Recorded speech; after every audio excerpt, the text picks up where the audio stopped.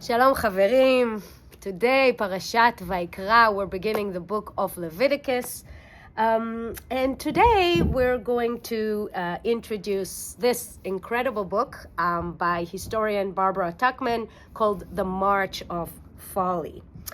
And then, of course, talk about the connection to the Parashah. So, here's one claim that this incredible historian is making.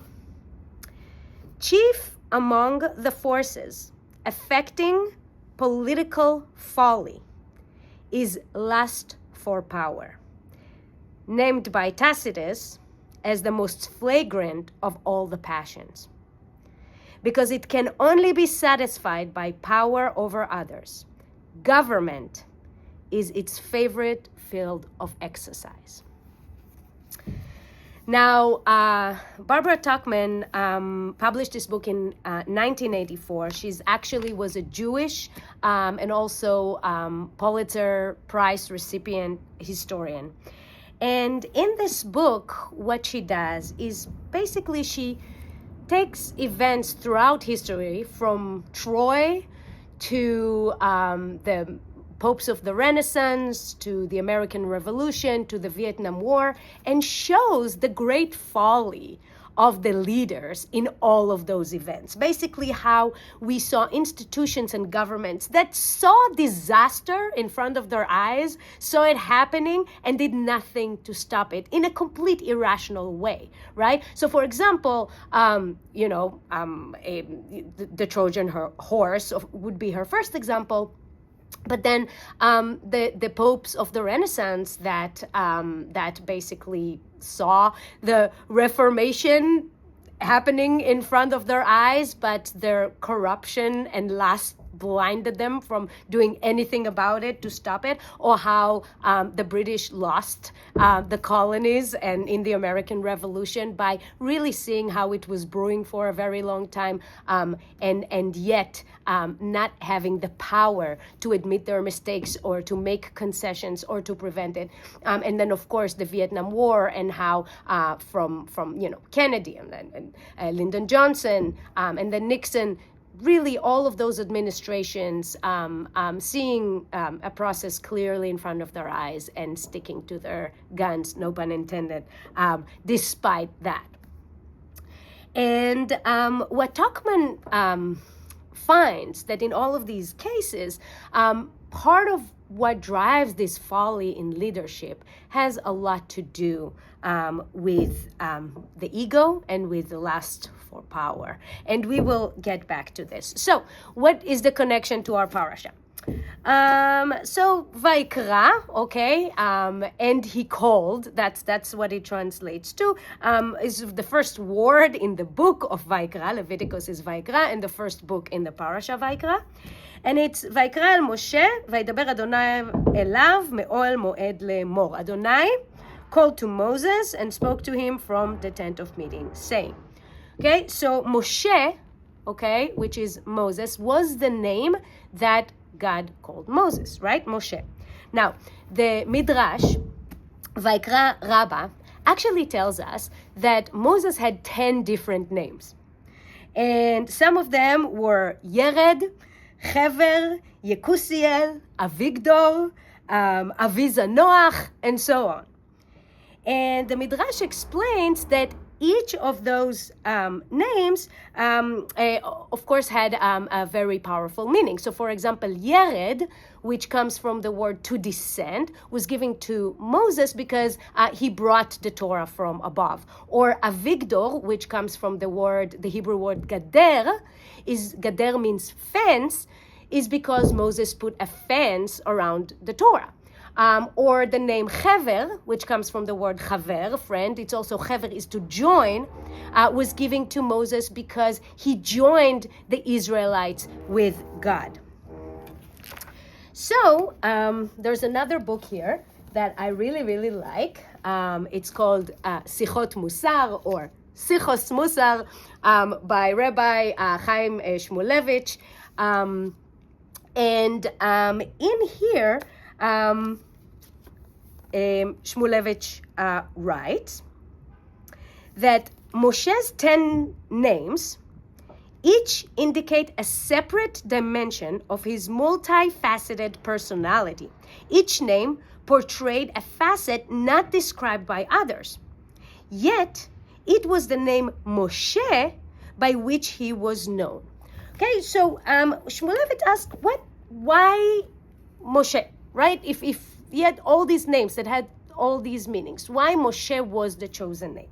Now, to remind you, the name Moshe was given to Moses by the daughter of the Pharaoh, who basically pulled him out of the water to save his life. To pull out of water in Hebrew is limshot. Masha is pulled out of water. So Moshe is basically means the one that was pulled out of the water. And why is this significant? It's significant because this name, Shmulevitz explains, describes the most important trait in Moses' personality, and that is the trait of Mesirat Nefesh. What is Mesirat Nefesh? Is literally translates to Mesirat Nefesh is the giving of your own soul, or the giving of one's soul, or you can translate it to self-sacrifice.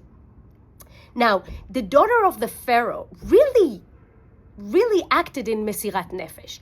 She defied her father's orders, right, to kill the newborns of the Jews, and really risked her own life to save Moses's, right? So that act of pulling out of the water symbolizes the Mesirat Nefesh. It symbolizes the giving of one's soul to save another.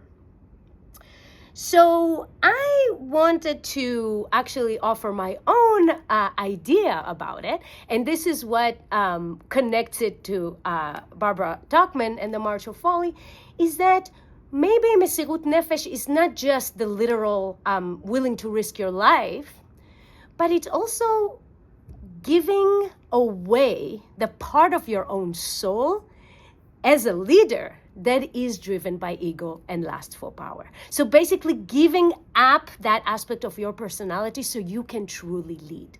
And if you look at Tuchman's book, which I highly recommend, you see that all of the leaders that lost their empires and lost their governance and brought to so much misery and suffering did it because they couldn't give away that part of their soul. I want to quote again from Tuchman talking exactly about that. And she's saying, aware of the controlling power of ambition, corruption, and emotion, it may be that in the search for wiser government, we should look for the test of character first. And the test should be moral courage, which is something that I would argue that Moses really embodied. And Tuchman explains that out of all the fields of pursuit for human nature, be it success in business or in sports, or even the wish and the yearn for celebrity and the success in the arts and in the entertainment and all of this, it's where people seek recognition and where people seek fame. But Tuchman argues that the most lustful pursuit there is a position in government. And the reason is because in all of the other pursuits, you do not get the actual control over others. And I think that is really, really powerful. And unfortunately, the leaders all across the board that we see nowadays are moved by that really, really hard, and I would argue destructive urge. So, and perhaps, the one of the biggest problems is that we seem to, as a society, be very, very stubborn and not wanting to learn from our mistakes. And so I want to end this video with a beautiful, beautiful quote that Tuchman brings from the English poet Samuel Coleridge that describes how we refuse to learn from our past or let the past teach us. And he writes, but passion and party blind our eyes, and the light which experience gives us is a lantern on the stern, which shines only on the waves behind us. Shabbat Shalom.